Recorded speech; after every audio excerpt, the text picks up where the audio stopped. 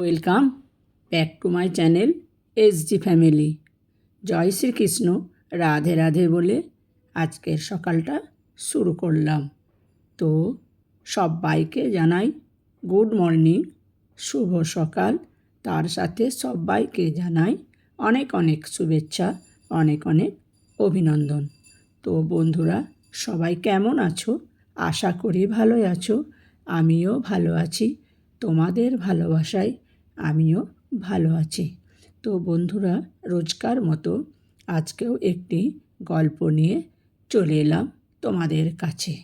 তো আজকের গল্পটা দেখো, মানুষ যদি একটু সময় থাকতে বোঝে বা চিন্তা করে যে আমরাও একদিন বৃদ্ধ হব, আমরাও একদিন সবাইকার শরণাপন্ন হব, তো তাহলে আর এখনকার মতো এই দিনগুলো দেখতে হতো না বৌমাকে। তো এই নিয়েই আজকের গল্প।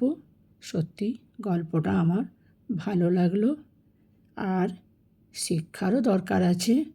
এই গল্প অনেকের কাছে পৌঁছাতে পারলে আমার মনে হয় মানুষ একটু সতর্ক হবে। মানুষের পয়সার অহংকার, যৌবনের অহংকার, রূপের অহংকার, অহংকার জিনিসটাই খারাপ। আমি ভালো, আমি কেন বলবো?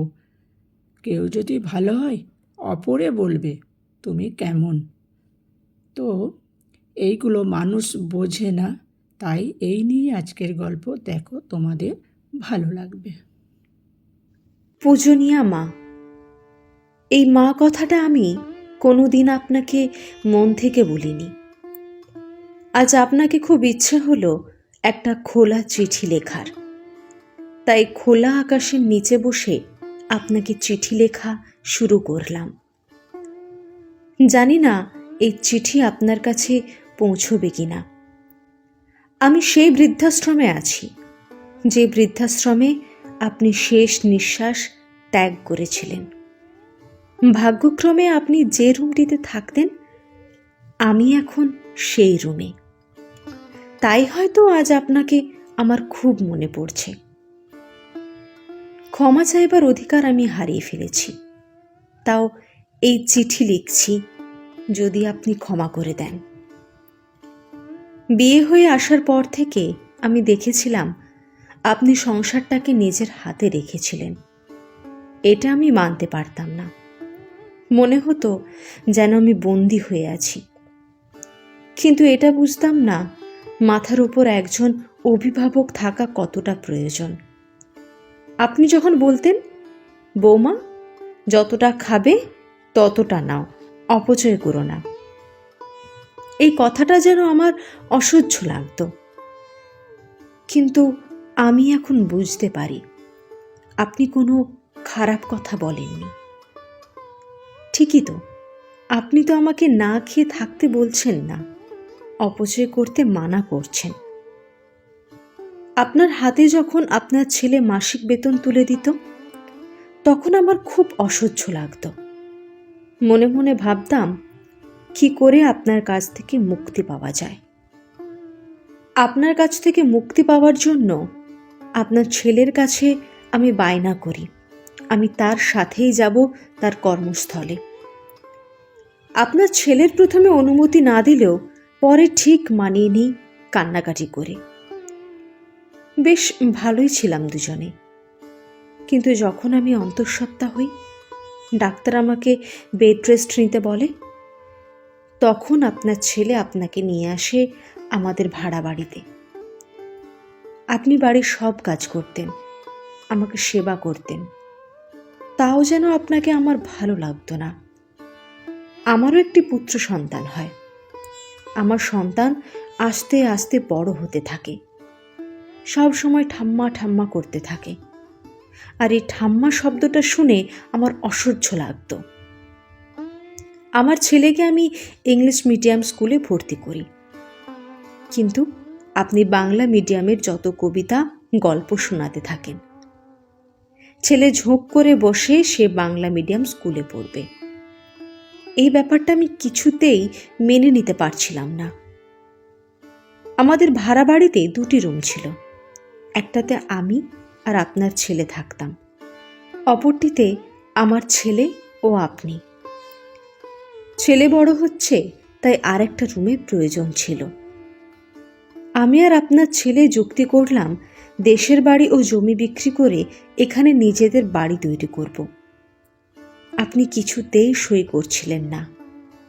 এটা বলে ওটা আপনার শ্বশুরের ভিটে, ওখানে আপনার অনেক স্মৃতি জড়িয়ে আছে। শেষ পর্যন্ত আপনি সই করলেন। আপনার সাথে আমার কোনো মতেই বনিবনা হতো না, তাই স্থির করি আপনাকে বৃদ্ধাশ্রমে পাঠানোর।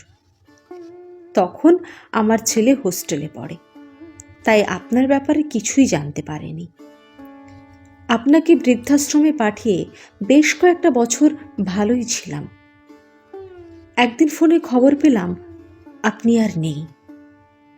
আমি মনে মনে বললাম, যাক, বাঁচা গেছে।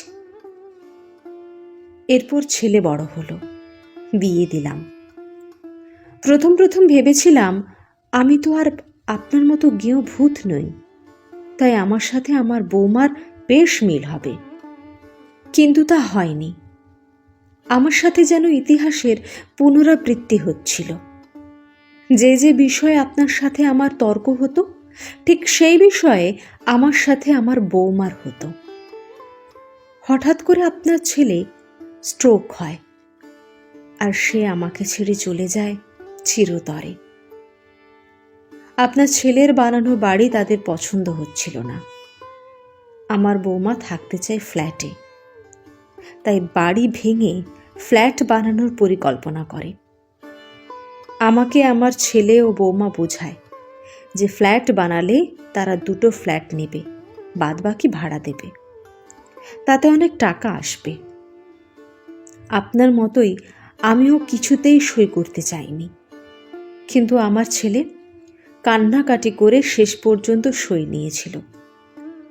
বাড়ি ভেঙে তৈরি হলো বিশাল বড় ফ্ল্যাট। সেই ফ্ল্যাটে ছিল 2টো রুম আর একটা কিচেন রুম।